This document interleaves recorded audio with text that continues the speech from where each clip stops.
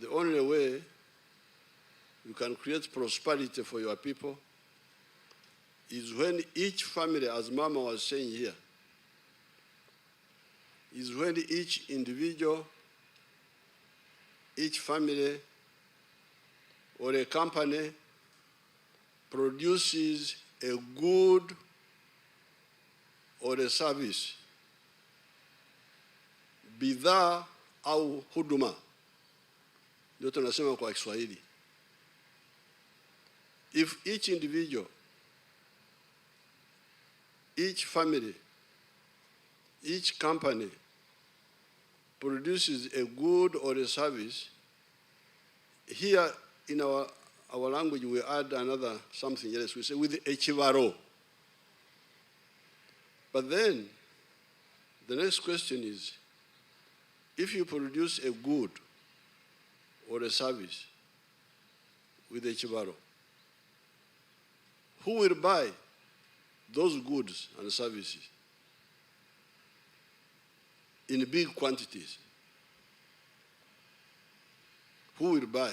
Because if you produce and very few people buy, or nobody buys, you will not succeed, you will fail. Now, when we analyze it, because in the 1960s, we had the big diversions with some of the leaders preaching politics of identity. Politics of identity, of tribe, religion, gender chauvinism, and etc. If I didn't care about Uganda, even if I cared only about my community, I would love Uganda, because my community can only be prosperous with Uganda, or can be better prosperous with Uganda than without. So this is principle number one, patriotism.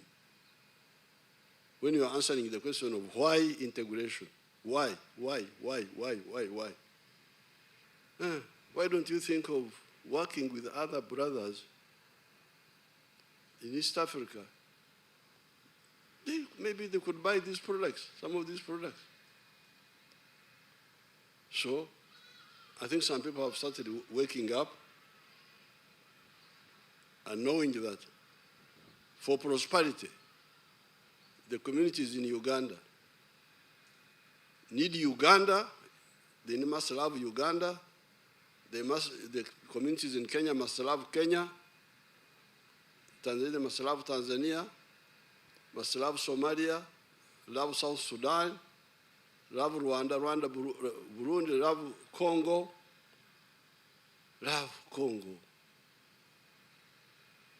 but also love East Africa, Wanange.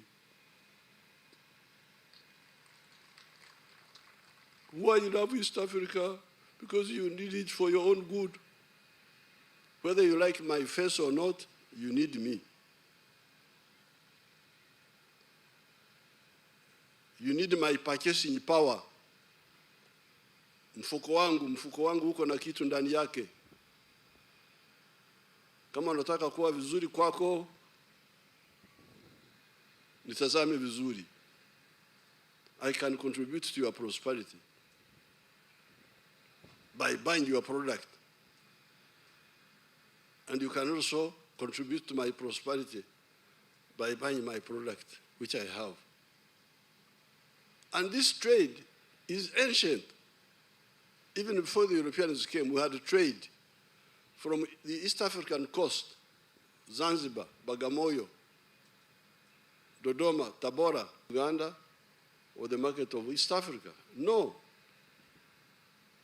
So that's why we pointed out to our people here, you need to undergo social economic transformation. You must become modern societies. You are teachers. You are educationists. Those who teach history would have heard of the Renaissance in Europe. by the time of the Renaissance in Europe, 1400, Europe had a three-class society. You had the aristocrats, the feudalists, you had the artisans, the blacksmith, the what, all those people. And then you had the farmers, the peasants. That was about 1400. But by 1789, the time of the French Revolution, Europe had undergone social metamorphosis. Metamorphosis is a process in biology to do with insects. Insects, they start as egg, the egg hatch, become caterpillar, pupa, then mature butterfly. Society also metamorphoses. Meeting marks the first regional ministerial conference for higher education to review the journey we have walked since inception of the common higher education area. I believe that the review of our common higher education area during this conference shall also help us answer questions such as, one, the first extent to which, as East Africa partner states, we have made our common higher education area not only competitive as an attraction for both students and academic faculty, but the private sector too, as true partners of development. Two, the extent to which the common higher education area has become a catalyst for the various efforts by the respective partner states to bring about socio-economic transformation of their own people.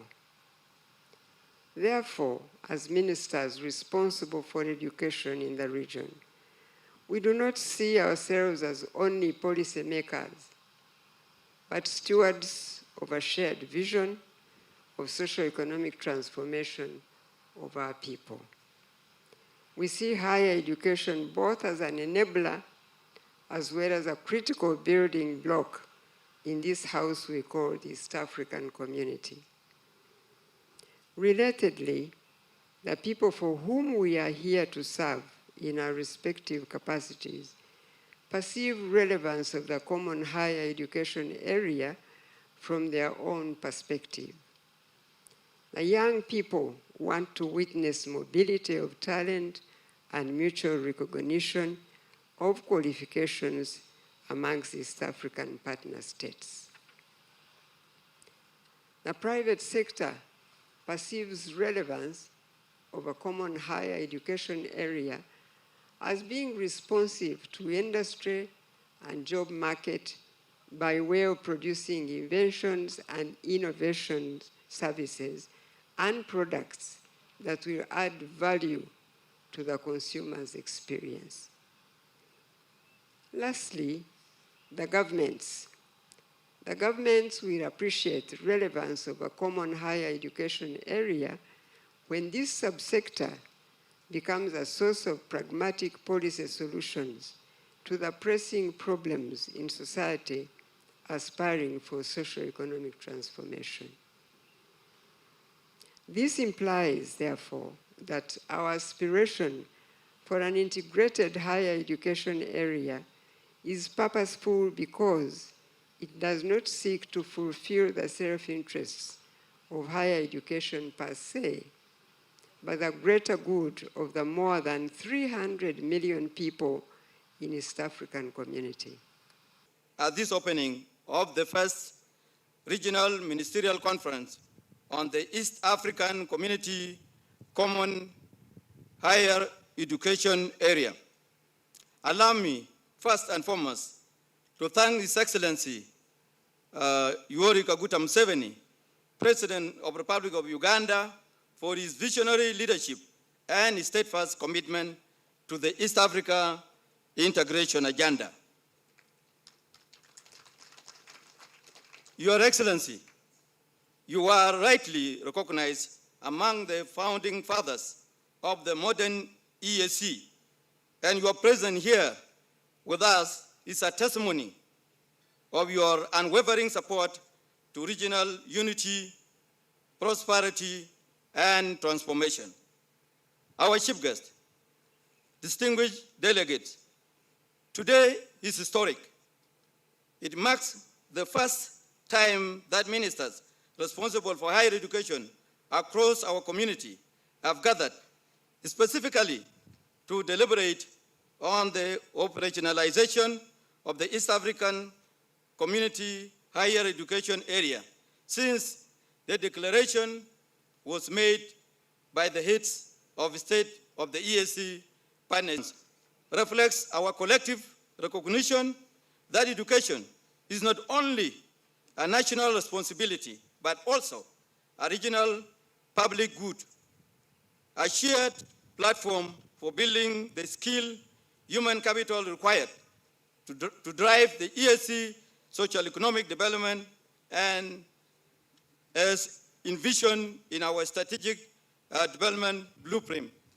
By working together, our higher education institution can break barriers, harmonize standards, and unleash the full potential of our youth, academic, and researchers.